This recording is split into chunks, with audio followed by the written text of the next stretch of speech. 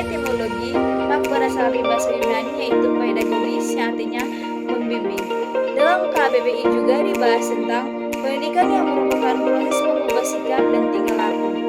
Mak adalah salah satu dari tugas gereja. Mak itu pendidikan yang harus ditanggung dan dilaksanakan oleh gereja itu sendiri. Pendidikan agama Kristen suatu upaya untuk mempersiapkan manusia untuk meraih, memahami, dan mengamalkan agama Kristen itu sendiri. Dasar-dasar pembelajaran PAK di dalam Alkitab. Yang pertama terdapat dalam Efesus 6 ayat 4. Dan kamu bapak-bapak, jangan bangkitkan amarah dalam hati anak-anakmu, tetapi didiklah mereka di dalam ajaran dan nasihat Tuhan. Yang kedua terdapat dalam Amsal 22 ayat 6. Didiklah orang muda menurut cara yang baik baginya, maka pada masa tuanya pun ia tidak akan menyimpang dari kebaikan itu. Yang ketiga terdapat dalam 2 Timotius 3 ayat 16. Segala tulisan yang disampaikan Allah yang bermanfaat untuk mengajar, untuk menyatakan kesalahan, untuk memperbaiki kelakuan, dan untuk mendidik orang dalam kebenaran. Pendidikan agama Kristen dalam gereja, keluarga, dan sekolah. Pendidikan agama Kristen di gereja dilakukan sejak dini melalui sekolah minggu dan juga melalui pengajaran katekisasi.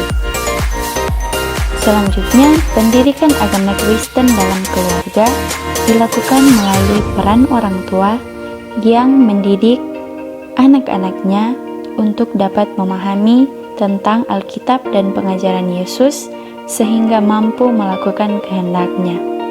Dan pendidikan agama Kristen dalam sekolah dilakukan melalui peran guru yang mengajar siswa-siswanya mengenai agama Kristen sesuai dengan kurikulum yang telah diatur dan sesuai dengan Alkitab. Metode PAK. Dalam pendidikan agama Kristen terdapat 3 metode secara umum. Yang pertama, metode otoriter, yaitu metode yang menggunakan otoritas. Yang kedua, metode kreatif, yaitu metode yang menciptakan sesuatu yang menitik beratkan pada pemikiran sendiri. Yang ketiga, metode dialektis, yaitu metode yang menggunakan percakapan. Adapun beberapa metode pengajaran untuk anak-anak yaitu seni, drama, bentuk komunikasi lisan dan tulisan, musik, seminar, dan metode diskusi. Adapun beberapa metode pengajaran untuk orang dewasa yaitu metode tanggung jawab, demonstrasi, sosiodrama, lokakarya, ceramah, kunjungan lapangan, dan metode wawancara.